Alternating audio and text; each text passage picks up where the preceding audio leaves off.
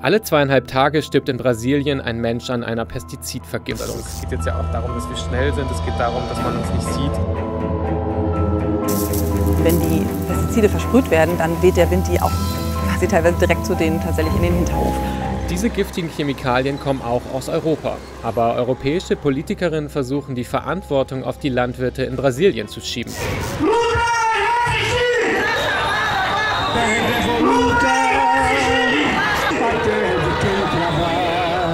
Wer Chemikalien nutzt, ist grundsätzlich selber verantwortlich für einen gesundheits- und umweltgerechten, also einen fachgerechten Umgang und Einsatz dieser Produkte.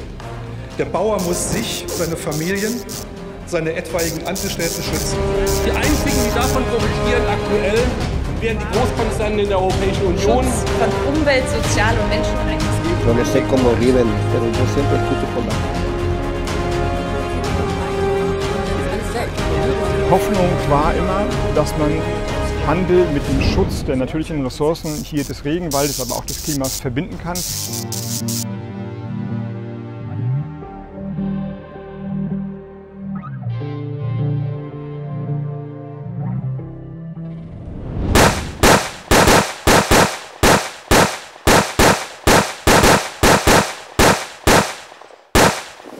Es ist der 21. April 2010. Ein Umweltaktivist wird brutal hingerichtet. José María de Tomé hatte Beweise gesammelt, dass auf den Fruchtplantagen im Nordosten Brasiliens immer mehr Menschen sterben und dass Pestizide dafür verantwortlich sind. Er hinterlässt unter anderem eine Tochter.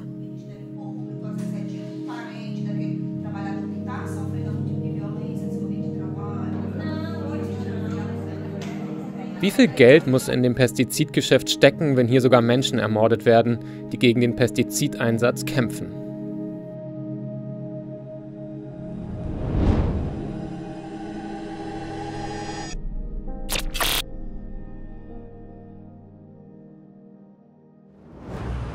So, die Haare sind ein bisschen gewachsen, der Bart auch. Das heißt, es sind ein paar Tage vergangen, seitdem wir im Norden Argentiniens unterwegs waren, im Gran Chaco. Wir sind mittlerweile in Brasilien, genauer gesagt in der Nähe von Fortaleza, denn wir wollen uns hier in den nächsten Tagen die Agrarindustrie genau anschauen, schauen, wie hier mit Pestiziden umgegangen wird, wer davon profitiert und wer vor allem darunter auch leidet. Dafür fahren wir zu einer Limettenplantage. In Europa ist Deutschland der drittgrößte Abnehmer von brasilianischen Limetten. Und im Gegenzug ist Deutschland auf Platz 3 der EU-Länder, die Pestizide nach Brasilien exportieren. In den letzten 14 Jahren hat sich der Einsatz von Agrargiften in Brasilien mehr als verdoppelt. Deshalb bin ich zusammen mit meiner Kollegin Gesche hier vor Ort. Wir sind ja echt super vorsichtig, weil das halt ein Gebiet ist, wo es ziemlich viele Konflikte gibt um dieses Thema Pestizide. Der Gesamtumsatz mit Pestiziden betrug im Jahr 2021 72,6 Milliarden US-Dollar. Fast 20% mehr als im Vorjahr. Ein Milliardengeschäft. Und deshalb sind investigative Recherchen wie diese gefährlich. Wir als Umweltschutzorganisation sind hier nicht gerne gesehen. Weißt du jetzt, warum wir jetzt los müssen? Nee.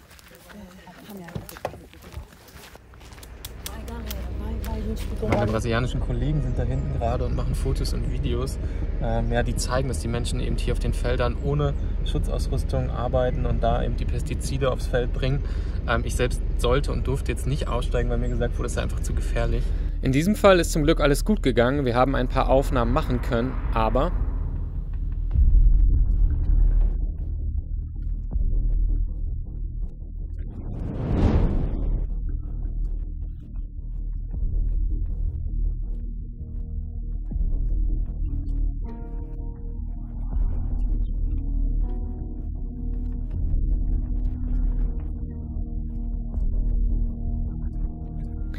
Brasilien gehört zu den 3 größten Pestizidverbrauchern der Welt.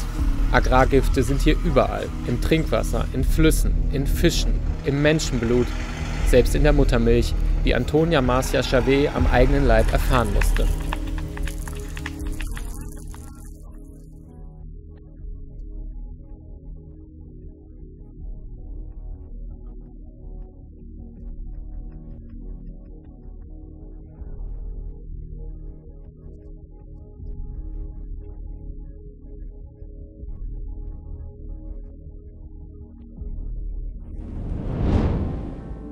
Sie bemerkte, dass etwas nicht stimmt, weil die Brüste ihrer 1,5 Jahre alten Tochter plötzlich anfingen zu wachsen.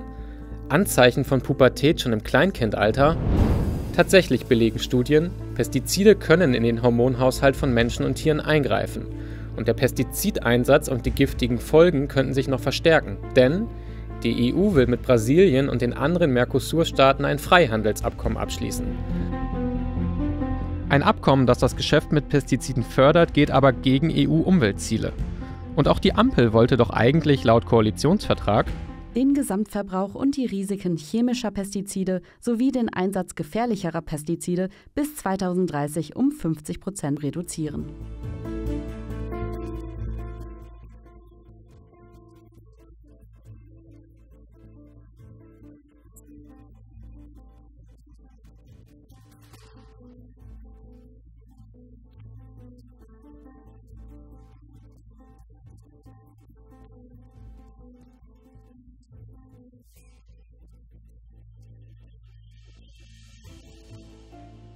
Denn das EU-Mercosur-Handelsabkommen senkt die Zölle auf Pestizide. Deutsche Chemiekonzerne können dadurch günstiger Pestizide nach Südamerika verkaufen, darunter auch solche, die so giftig sind, dass sie in der EU nicht zugelassen sind.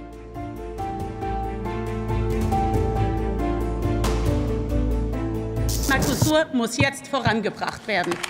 Beweis anzutreten, dass das Abkommen Wohlstand und Wachstum auf beiden Seiten des Atlantiks bringt. Und zwar wichtig, dass Deutschland und Europa einen Schwenk vollziehen und einen Beitrag zum Erhalt der natürlichen Ressourcen leisten. Wie auch die Einhaltung der Menschenrechte und insbesondere mit Blick auf die indigenen Ureinwohner.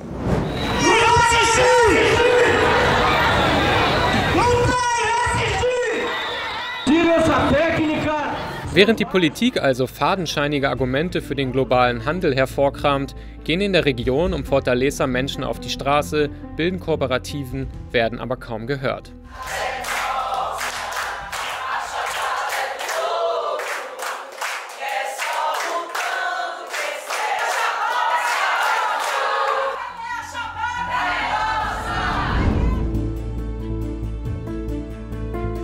Dabei ist eine schonende Landwirtschaft möglich. KleinbäuerInnen versorgen schon jetzt mehr als 70% der brasilianischen Bevölkerung mit Nahrung. Viele davon arbeiten ohne Pestizide.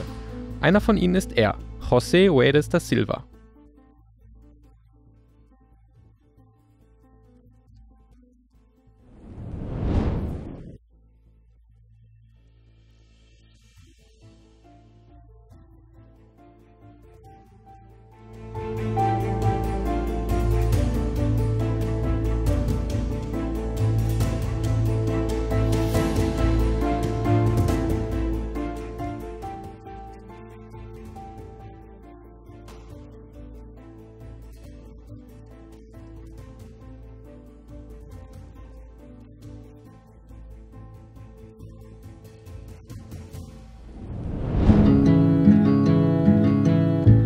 Egal ob Landwirt José Uedes da Silva, Antonia Marcia Xavier oder alle anderen, die wir hier getroffen haben, ihr Schicksal hat auch mit dem Handeln der Politik in Europa zu tun.